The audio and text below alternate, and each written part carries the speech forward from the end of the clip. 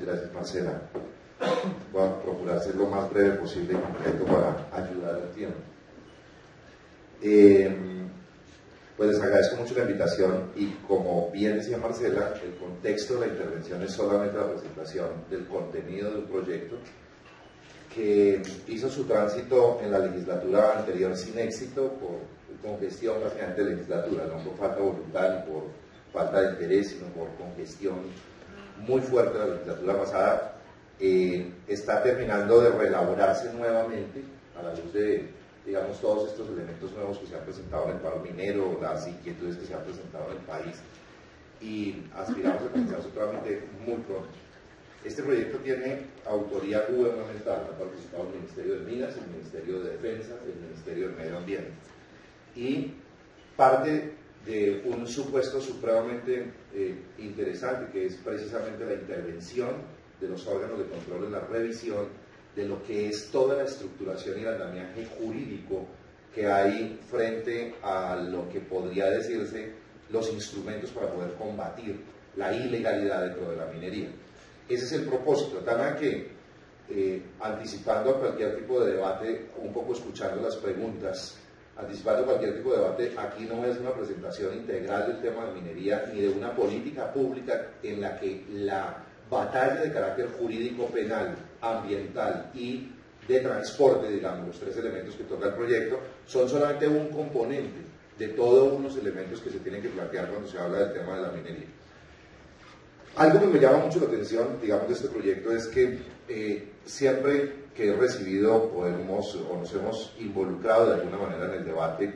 de la minería, pues inmediatamente surge una controversia y una tensión de mandatos de optimización constitucionales, de principios. El uno obviamente es económico y facilitar el crecimiento económico a través de una actividad ilícita, interesante y que en el mundo entero aporta a las economías y al desarrollo como es la minería.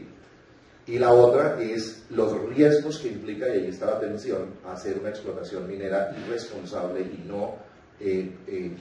armónica con la sostenibilidad ambiental. Se tensiona. En este proyecto lo que se pretende es garantizar que haya una minería legal, controlada y responsable, y que simultáneamente haya garantías de protección del medio ambiente, de tal manera que apunta en esas dos vías a sancionar la ilegalidad en materia de minería y el abuso de la minería irresponsable en relación con los componentes ambientales. Esa es la concepción, digamos, filosófica, constitucional, en que se ampara el proyecto de ley. Y les decía que la intervención de los órganos de control fue supremamente diciente en este tema, llamó la atención del gobierno nacional, pero también llamó la atención al mejor estilo de la Corte Constitucional colombiana, retomando además la introducción de elementos del Tribunal Constitucional alemán en relación con el exhorto que hacen los tribunales constitucionales al Congreso. Pero aquí hay una especie de exhorto de la Procuraduría General de la Nación cuando señala cosas como esta: existe una estructura normativa minera ambigua, contradictoria y confusa que da lugar a un alto grado de inseguridad jurídica para los receptores de la norma. El informe contiene recomendaciones para tener en cuenta por parte de las autoridades, entre las cuales se destaca que se debe establecer un control efectivo y eficaz a los insumos utilizados para la minería, tanto a las materias químicas como el cianuro, el mercurio, como a la misma infraestructura, la maquinaria, a efectos de establecer el grado de nocividad y las medidas apropiadas para mitigar sus consecuencias. Por eso se estructura un paquete de artículos que atacan el tráfico, la distribución ilegal, el ingreso ilegal de todos estos productos químicos que sirven finalmente para hacer una inadecuada explotación minera con efecto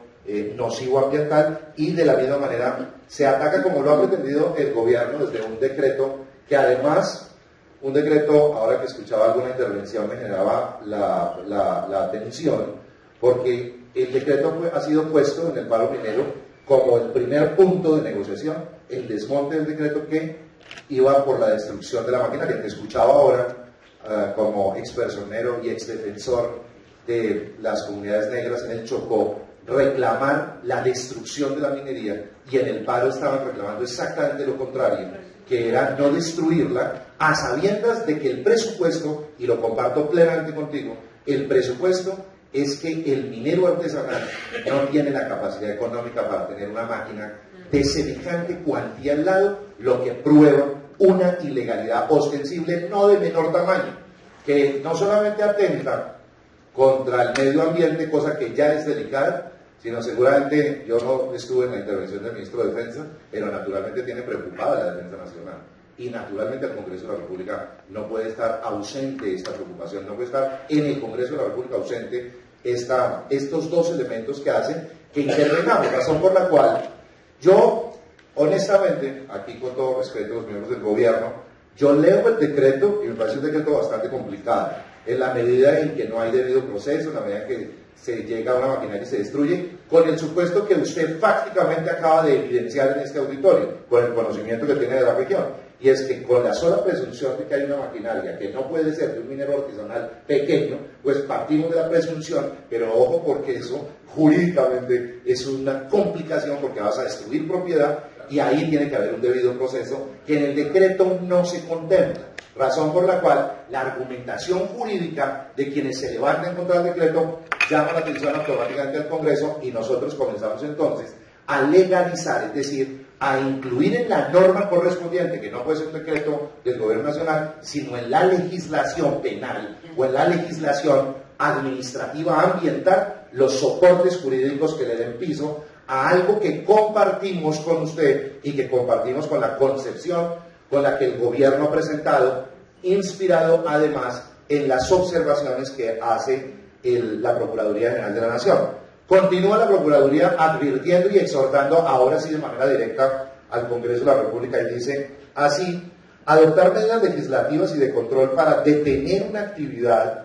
representa un reto y un imperativo para el Estado colombiano. Un primer avance se dio, lo reconoce, en el Plan Nacional de Desarrollo. En el Plan Nacional de Desarrollo se incrustó un artículo contra la ilegalidad que además reclama de los órganos del Estado, porque el plan es expedido por el Congreso a iniciativa del gobierno, nos compromete a las dos ramas del poder público, nos compromete automáticamente un desarrollo. En el Plan de Desarrollo se dio una línea de política pública en la que el Congreso tiene que responder rápidamente. Reconoce que hay un segundo impulso con este decreto que se ha mencionado, pero finalmente cae en la advertencia que al legislador le falta poner en evidencia ya legislativa, y ahí está el exhorto, en blanco y negro la situación, o más bien las condiciones en que el Estado, no solamente la fuerza pública, la rama judicial del poder público y todos los actores administrativos tienen o van a tener el marco jurídico para poder entrar a actuar. De tal que con este presupuesto, que podría resumir yo en lo siguiente: la minería ilegal constituye una de las fuentes de financiación de los grupos armados ilegales al margen de la ley. Hoy hay un presupuesto también evidente, fáctico, que lo vemos a la luz pública, y es que el avance en la forma como se ha perseguido la guerrilla en Colombia o al narcotráfico en Colombia ha hecho que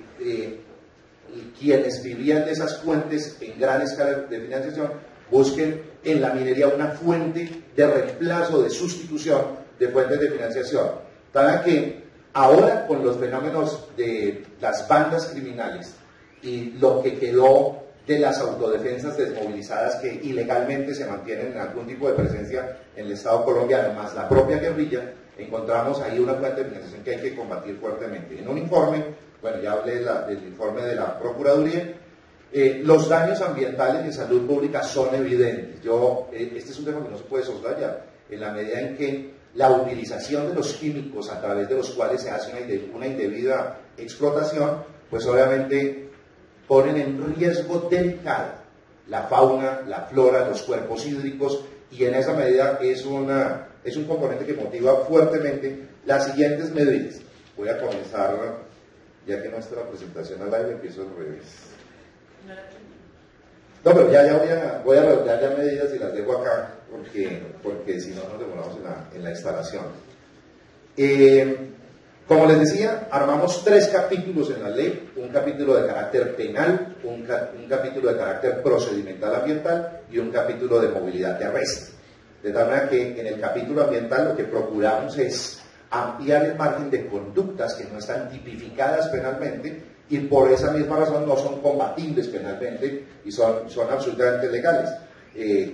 Temas que tienen que ver con la contaminación del agua no están regulados penalmente, razón por la cual no se pueden combatir desde el punto de vista de la sanción más drástica, que es la última ratio, pero es la razón que hoy estamos, o en la que hoy nos vemos abocados. Por ejemplo, entonces, se amplía el delito de contaminación ambiental conservando la misma pena, pero lo que hacemos es clarificar en qué consiste la contaminación, incluyendo los nuevos elementos de contaminación que no existían en regulaciones anteriores. El delito de contaminación por residuos peligrosos se amplía y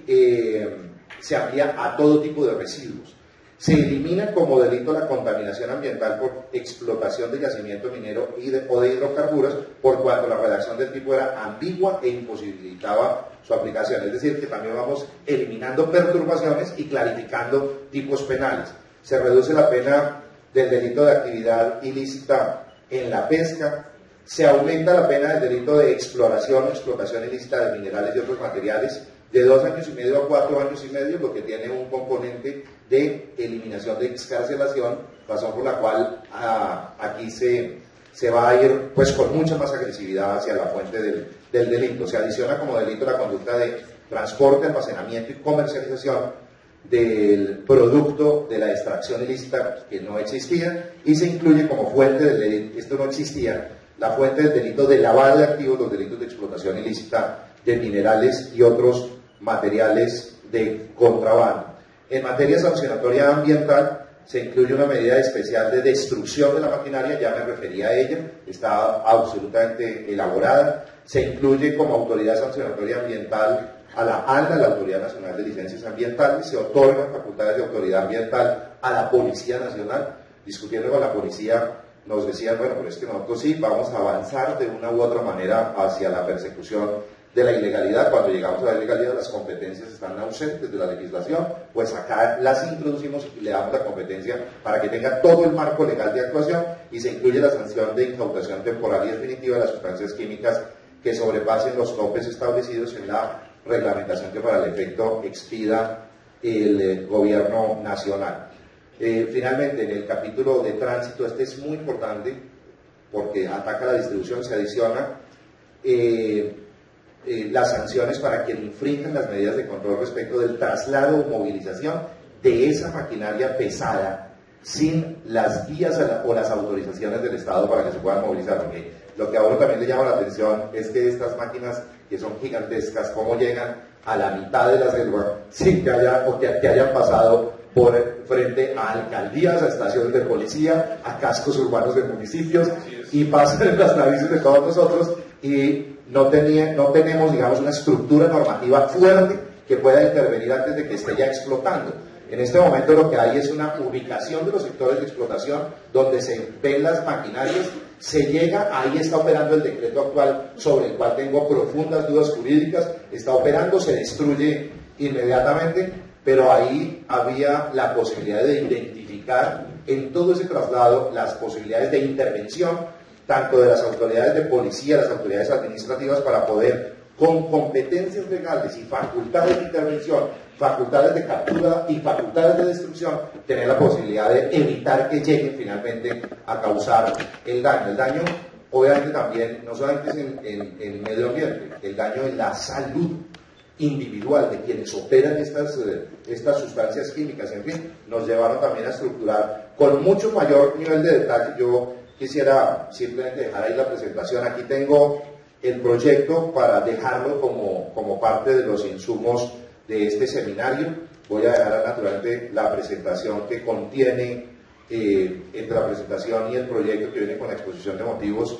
contiene todos los elementos puntuales, jurídicos, sociológicos, en fin, ambientales naturalmente, que justifican la adopción de esta medida. Para terminar, simplemente quisiera decir o plantear el siguiente enunciado, y es: yo sé que hay muchos debates y puede haberlos alrededor de este tema y se dividen las posiciones. Nosotros siempre hacemos audiencias públicas donde escuchamos, se nos presentan en todo. El próximo martes vamos a hacer a las 9 de la mañana en la Comisión Primera de la Cámara de Representantes una audiencia pública donde todos los ciudadanos pueden intervenir. Seguramente van a intervenir ciudadanos supremamente polémicos en la conveniencia o la inconveniencia de que unifiquemos el día de las votaciones para el referendo constitucional que finalmente incorpore modificaciones constitucionales que se acuerden en La Habana en el acuerdo final o en el acuerdo de la finalización del conflicto. Ahí sale la mitad a favor y la mitad en contra. En cada proyecto pasa algo muy parecido. En la propuesta obviamente es que hagamos igualmente en el Congreso, tan pronto radiquemos el proyecto, abramos la posibilidad de intervención para que en un escenario con todo el tiempo del mundo podamos escuchar las intervenciones a favor y en contra. Sé que lo hay, pero aquí nos guía, como en ese proyecto de referendo, como en y en cada uno de los que hacemos, pues la mejor intención de acertar en una legislación que acerque la legislación a la realidad de la sociedad. Lo que estamos haciendo con este proyecto no es nada diferente a reconocer la existencia de un conflicto y la desactualización de la legislación. Y ahí marcamos claramente una tendencia filosófica en el derecho, y es que el derecho, es decir, la legislación, debe ir de la mano de lo que la realidad social va indicando de por dónde debe ser el camino de la legislación. Y aquí la radiografía que tenemos es una radiografía que nos impone una responsabilidad controvertida, polémica, pero en mi opinión necesaria para que esta tensión con la que comencé a plantear el tema, entre la necesidad de tener la minería como un instrumento eficiente, serio y responsable de la economía nacional, pero que esa minería bajo ninguna circunstancia caiga en el amparo de esa producción económica en una ilegalidad que ponga en riesgo la vida de las personas y la sostenibilidad ambiental, es decir, que se impongan unas reglas de juego claras para que tanto quienes viven de la actividad en todas las dimensiones, desde el minero más humilde hasta el más encumbrado, pero que la sociedad entera que puede recibir las consecuencias positivas y negativas de la minería, todos tengamos las reglas de juego claras. En últimas, se trata es de que haya reglas de juego para que todos sepamos a qué atenernos en esta tensión y en la mejor manera de garantizar que la responsabilidad sea la orientación en este tema. Muchas gracias.